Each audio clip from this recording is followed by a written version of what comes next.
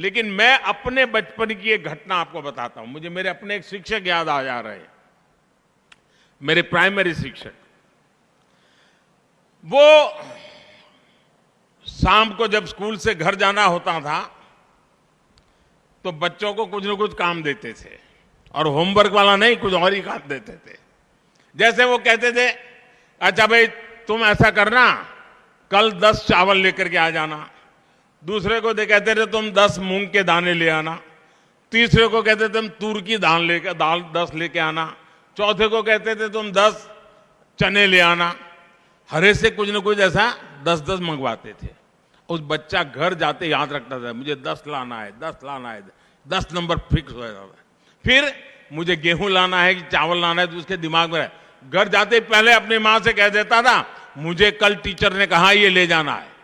सुबह तक उसके दिमाग में वो चावल और 10, चावल और 10 ये बना रहता था। लेकिन क्लास में जब हम जाते थे तो हमारे टीचर उन सबको इकट्ठा कर देते थे और फिर सबको कहते थे, अलग अलग लोगों को, अच्छा भाई तुम ऐसा करो, इसमें से 5 मूंग निकालो। दूसरे कहते तुम 3 चने निकालो। तीसरे को कहते, यानी वो चने को पहचानना लग जाता है, वो मूंग को पहचानता है, उसको नंबर याद रहा। यानी एक ऐसी उनकी प्रैक्टिकल व्यवस्था थी, हमारे लिए बड़ा अजब लगता था, लेकिन वो सिखाने का उनका तरीका था।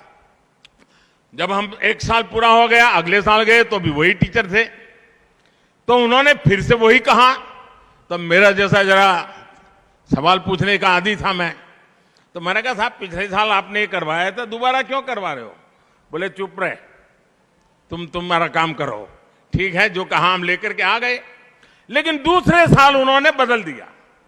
उन्होंने हर एक की आंख पर पट्टी बांध दी और उन्होंने कहा, स्पर्श से तुम तय करो मूंग कौन सा है, चना कौन सा है, और स्पर्श वाली इंद्रिय की क्या सामर्थ्य है, उसकी शिक्षा उन्होंने बड़ी सरलता से दे दी थी। दोस्तों, एक टीचर जब आपके अंदर इन्वॉल्व हो जाता है तो कैसे करता है, ये मैं अपना अनुभव बताता हूं। आप कल्पना कर सकते हैं इस एक एक्टिविटी से हमें कितना लाभ होता था। हमें गिनती के बारे में पता चला, हमें दालों के बारे में पता चला, हमें रंगों के बारे में पता चला। तो वो इस तरह से हमें प्रैक्टिकल ज्ञान के साथ हमारी पढ़ाई कराते थे। प्रैक्टिकल के साथ पढ़ाई, यही नेशनल एजुकेशन पॉलिसी की मूल भावना भी है, और इसे जमीन पर उतारने की जिम्मेदारी आप सबको निभानी ही है। साथियों, राष्ट्रीय शिक्षा नीति में जो एक बड़ा प्रावधान किया गया है, वो हमारे गांव, देहात और छोटे शहरों को शिक्षकों की बहुत मदद करने वाला है। ये प्रावधान है मातृभाषा में पढ़ाई का।